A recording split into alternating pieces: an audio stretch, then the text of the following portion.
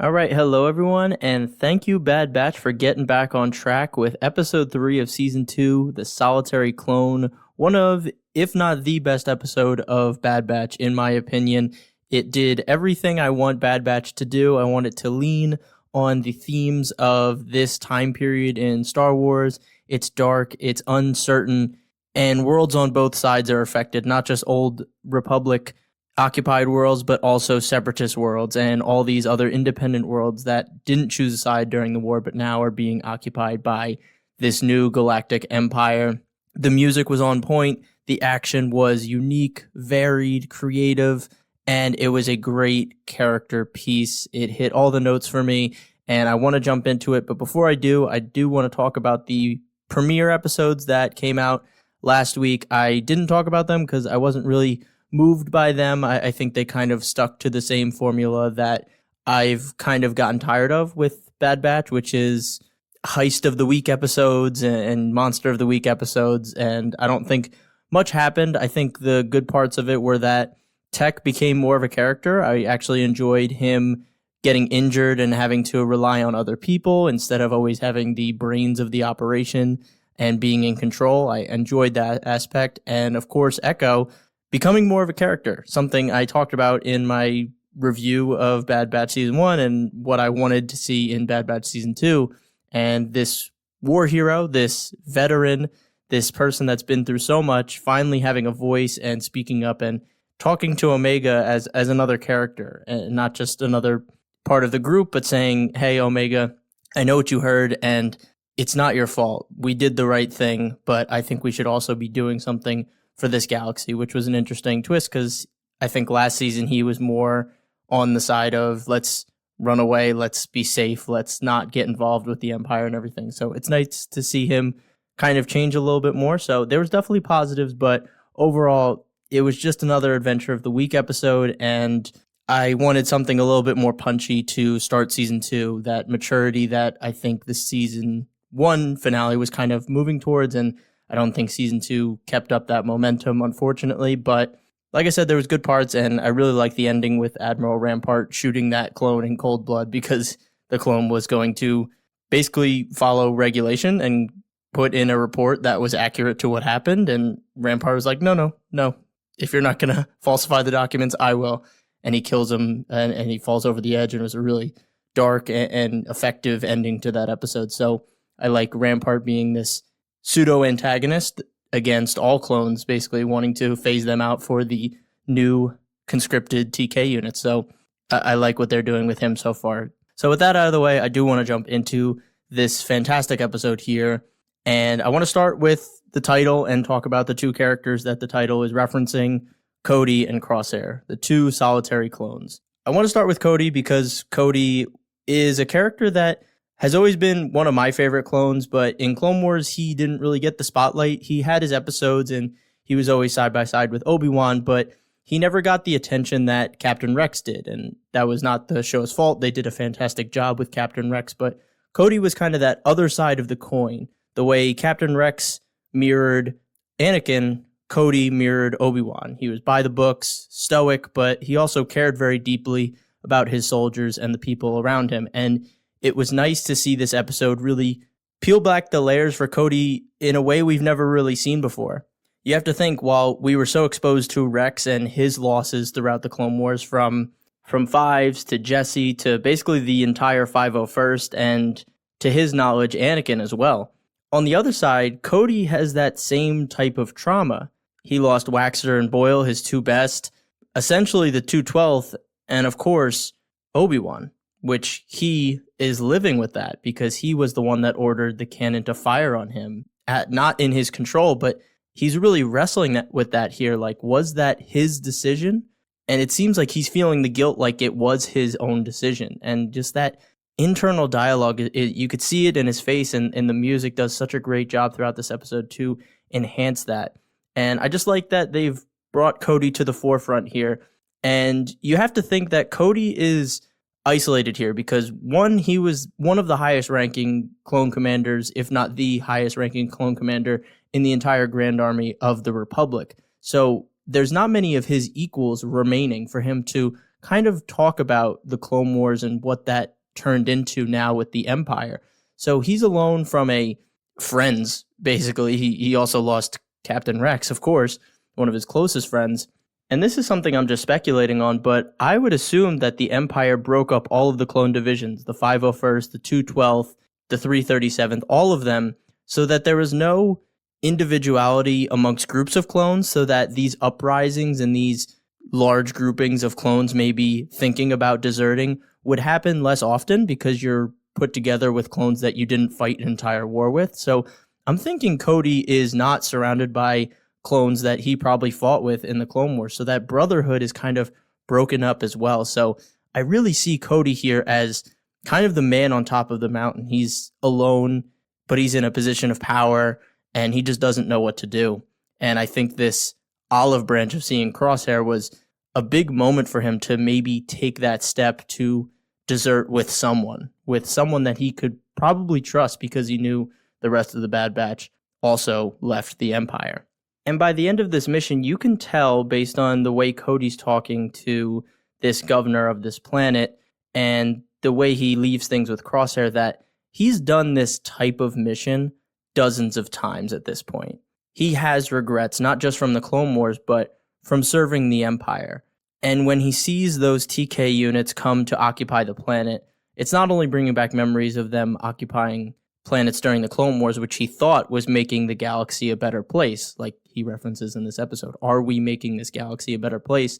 But now seeing these troopers he's not familiar with doing the same thing and seeing someone killed in cold blood right in front of him, something that he wouldn't see with Obi-Wan if he was with Obi-Wan on a mission.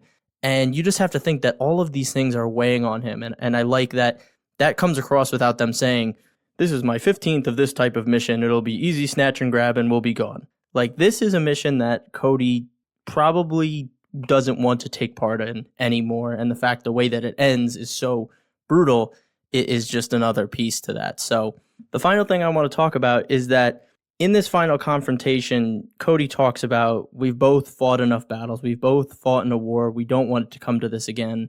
Let's choose peace this time. And to me, that read as living through a war doesn't make you battle hardened. While on the outside, it probably looks like you are. You look experienced. You're essentially good at battle. But really living through a war makes you tired. It makes you question, what is the point of all of it if we're just doing this over and over again without making any real progress? We saw this with Rex in the Bad Batch art from Clone Wars. Even before the chips went into effect, he was questioning, is this all worth it? All these people are dying. All my brothers are dying. And it feels like we're not making any progress. And that was, the center of the Umbara arc, when he really questions, why did we take this random outer rim world and we lost all of these brothers and now we have it, but I don't feel any more fulfilled.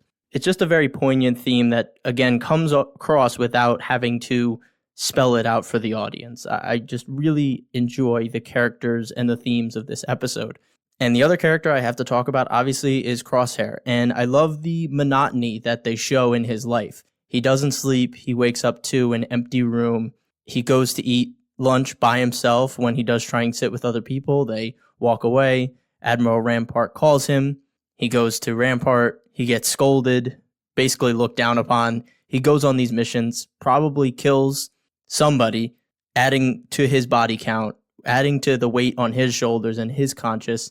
And he goes through it again every single day. And I love the way the episode starts and ends with it. And the music that accompanies it throughout, again, is fantastic. And something that they're both, Cody and Crosshair are both going through here, is the idea of free will and free thought. Cody comes through in the end with a great line. What makes us different than battle droids? Something that we've heard throughout the Clone Wars, an old adage that, we're better than battle droids because we can think and we can be creative and we're individuals. And now you're seeing the other side of that token, where you have free will, free thought, creativity. You also have the consequences of your actions and your decisions. And that guilt is yours and yours alone. Droids don't feel that guilt because they don't think, they just do.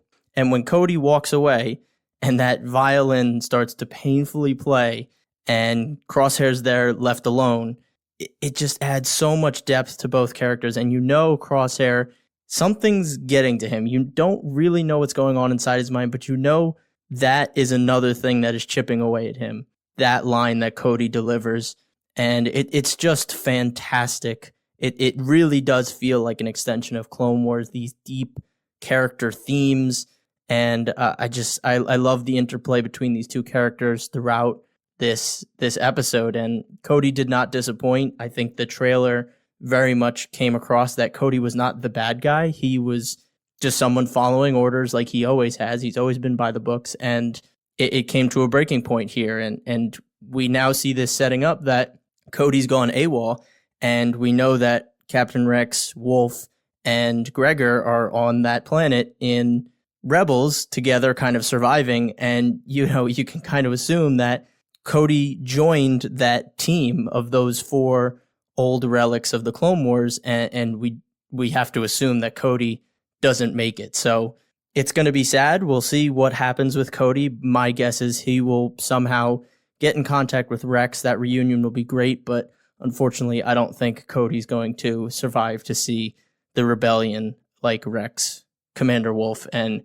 Gregor do. And I hope we see Wolf, because we've seen Gregor being rescued, and I hope we see Wolf, because Wolf was the best looking clone in Clone Wars. And I like that they're building these different groups of clones that we remember. So we have this Bad Batch group now with Echo, and now we're going to have maybe this group of Captain Rex, Cody, Wolf, and Gregor. So I like what they're setting up. I'm excited to see how Rex gets pulled back into this season, and how excited he's going to be that Cody is also going to be coming back. So again, I think the solitary clone, both Crosshair and Cody, were fantastic character studies in this episode.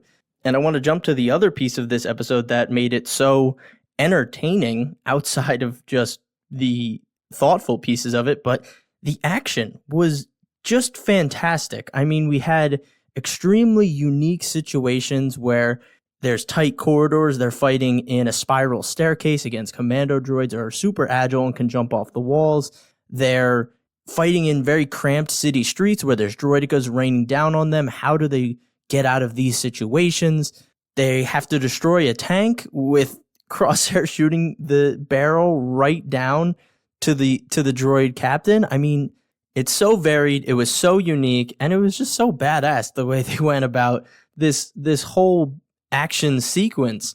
Of course, it caps off with the reflectors, and Cody throws it, and Crosshair times it up perfectly as the reflector's flipping over, and he sees the tactical droid in it, takes the shot. It goes through every single droid's head. Oh my gosh, it's so refreshing to see, not just hallway shooting, just where it's just like hug a corner, turn, shoot, hug a corner, turn, shoot, and win. Like, this felt very thought out and methodical in the way they planned out these action sequences. It was mesmerizing, and the music was right alongside with it.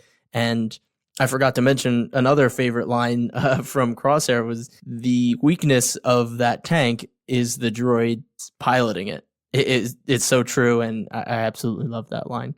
And I think my favorite piece, other than the reflectors, was when there was a droid standing next to the droideka, and one of the clones throws a thermal detonator sticky onto him, and Crosshair shoots the droid so perfectly that the droid slowly falls into the droideka.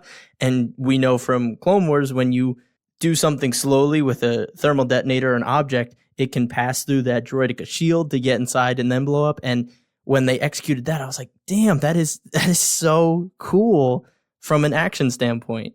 And it just felt like a Clone Wars action sequence. But even in that respect, I feel like this whole episode outshines a lot of Clone Wars shootouts because of all these different aspects that I've talked about already. I've mentioned score throughout, and of course, I'm going to sound like a broken record, but again, I absolutely love the tone of these tracks, using that ominous Blade Runner-esque music to set the tone of this impending doom of the galaxy, the Empire rising up in all of these worlds, losing all hope and freedom. And these new TK units that they've been showing off, I love the design of them, because while the Stormtroopers are that pinnacle of scary, menacing looking armor, I think these TK units, their helmet design looks more like a skeleton, and that makes them more imposing, and they're like almost dread, and death is coming because of their arrival. I really like that it has that sleekness to it and kind of that cheekbone kind of look that looks like it's a skull, essentially. And these are basically death bringing troopers. So I appreciate the new design of the TKs. They kind of have been showing them, but here we see them with the music accentuating it, and Cody watching the landscape as they start to rile up citizens or round up citizens, and they're overseeing everything. They're moving them to prison camps. It's just very haunting. So I wanted to give a shout out to the TK armor. And I think that's the end of all my thoughts on this episode. There were a lot, but I think there was enough to chew on with this episode to do a thoughts episode. And that's kind of my plan moving forward with Bad Batch Season 2. If these episodes come with stuff like this, I'll be talking about them. But if they come with stuff like last week, where it's just adventure of the week without, significant character movement, I just don't feel that necessity to give you guys an episode, and I don't want to force an episode because I think it'll be obvious that I'm forcing an episode when you guys listen. So as always, thank you guys so much for listening. If you have Star Wars friends, if you have people that are into Star Wars, please let them know about the podcast. Word of mouth is the best way to advertise, so I'd really appreciate if you let them know after you listen to these episodes and if you're enjoying the content. So follow me on Instagram at @star_wars_mark of balance. You can get updates. You'll hear when I'm posting episodes and all of that. So really appreciate it. As always, stay safe, stay healthy, and may the Force be with you. Peace.